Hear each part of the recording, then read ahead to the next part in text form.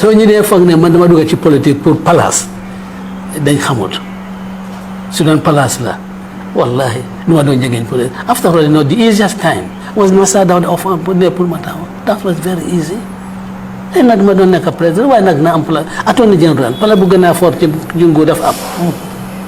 ñu li fi ma ko ñoom oncle MC Diallo oncle Amen suma koto Serif Cissé ñoom ñoo bëggoon ma nekk attorney general nangu ma dafa am place bu gën a fort loolu gën a président so man su ma duggaan ci politique réew mi laa gis te incha allah dinaa continuer di gis réew mi wallahi su fekkee woon ne bugg a place rek la du ma doon génne vice président noo doon def naa doon def lu neex waa ji kon lu neexut waa ji daal doo fa ne waaw soo buggee kon naas vice président kay lu neex borom kër gi loolu ngay def soo su ma bëggoon wallahi loolu laa doon def because xam ne respect na ma su may def loo xam ne moom tam loolu la bëgga dégg nga nañ doon ànd de bente naa doon nekk vice président bente waaye déedéet man suma principles su fekkee uute na tuuti dama mën a continuer resign ma de parce que bu ma ñu wax fu ne dama gedda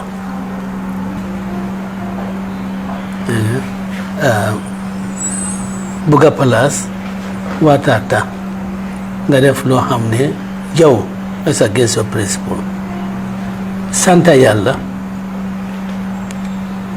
président Barrow mi ma génne as vice président santa yàlla waxut ne dafa yàq dara ci nguur gi waxut ne mënul liggéeyam sant naa yàlla ci loolu sant naa yàlla itam ne dégg nga kenn ci réew mi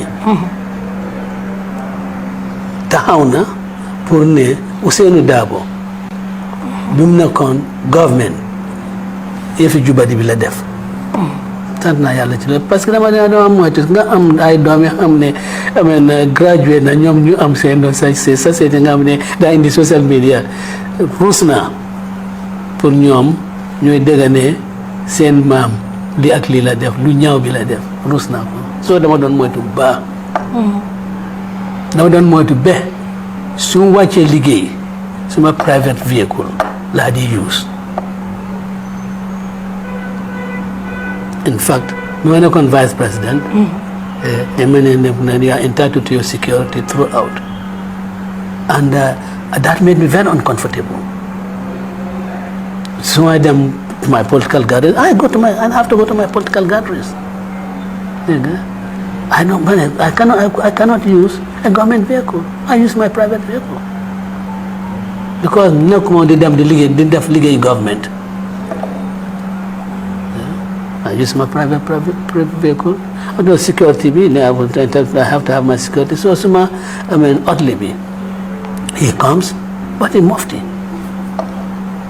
Because I didn't want any impression being given that, I'm doing a government function. Together, you assist the UDP security. Because they assist. Because if you believe there should be reform, war ngaa def loo xam ne mooy mëngoo ak li nga wax doo wax dara ba pare ngay def leneen lu utee loolu so really dama bëggoon a wéral daan mooy place taxul ma nekk ci politique xaalis taxul ma nekk ci politique su fekkee loolu lay tey dama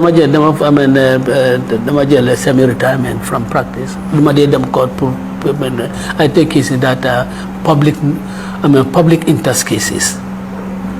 Yeah, public interest cases. And when public interest cases that UDP has interest, the challenge, governmental actions, constitution. Yes, I do those type of cases. But not always. The man in the background help. Younger lawyers put the Okay. I could go back to active private practice. Te yaakaar naa ne lu bon dina weer bu nekk dina am more than salary vice president.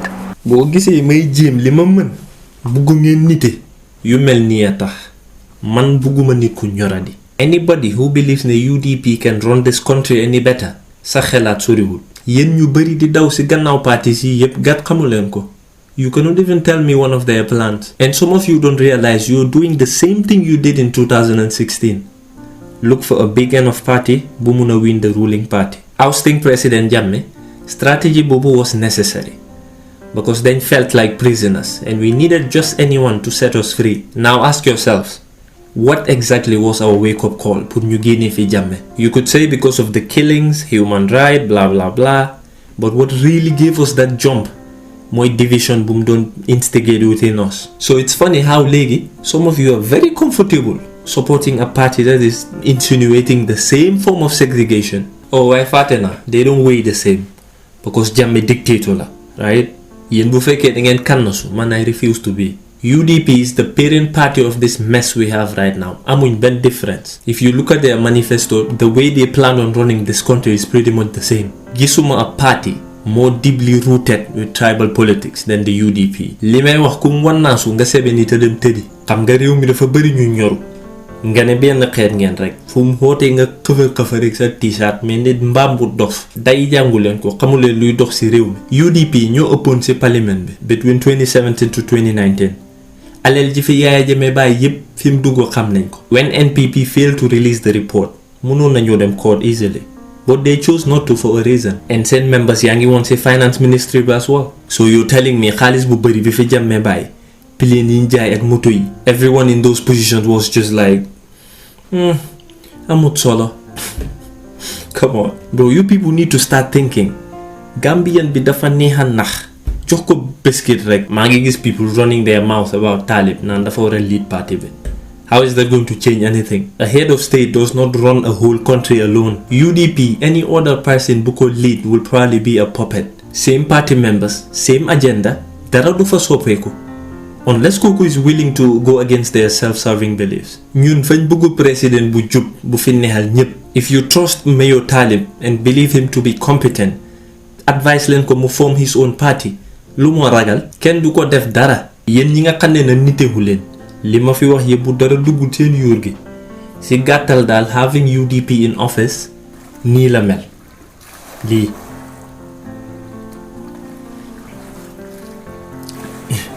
you know what I'm saying? And bro, if it comes down to a pick your poison scenario, we're cooked. I promise you, we're doomed for life.